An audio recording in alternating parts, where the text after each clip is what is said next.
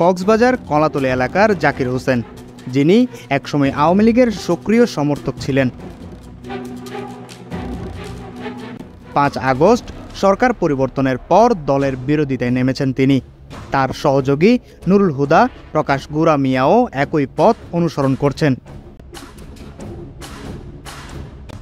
ঝিনুক ব্যবসার মাধ্যমে অল্প সময়ে বিপুল সম্পদের মালিক হওয়া জাকির হোসেন ও নুরুল হুদা বর্তমানে আওয়ামী লীগের বিরোধিতার কথা বললেও 5 আগস্টের আগে তারা আওয়ামী লীগের সুবিধাভোগী ও অর্থ যোগানদাতা হিসেবে পরিচিত ছিলেন।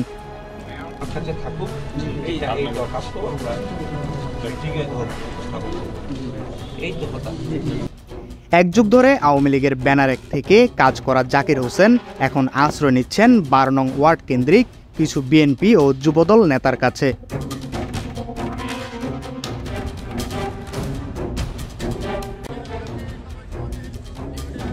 সাবেক স্বরাষ্ট্রমন্ত্রী আসাদুজ্জামান খান কামালের ছোট ভাই পরিচয়ে ঢাকার কাউন্সিলর ইরানকে কক্সবাজারের নৌকা উপহার দিয়ে আলোচনায় আসেন তারা।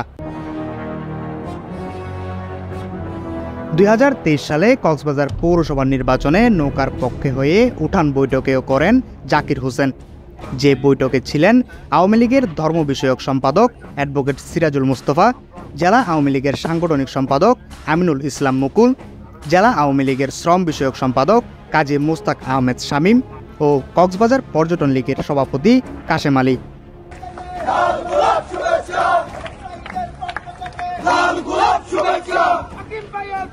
ঝিনুক ক্ষুদ্র ব্যবসায়ী সমবায় সমিতির তখনকার সহসভাপতি দোকানদার নুরুল আলমের মাধ্যমে কাজী রাসেলের সাথে পরিচয় হয় তার।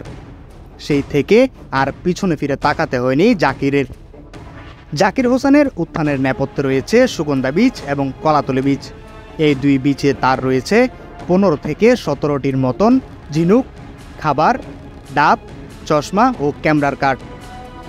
জেলা প্রশাসন কার্যালয়ের পর্যটন সেলে বিমান ও গাড়ির টিকিটের সুবাদে ধীরে ধীরে এসব কার্ড বাগিয়ে নেন তিনি।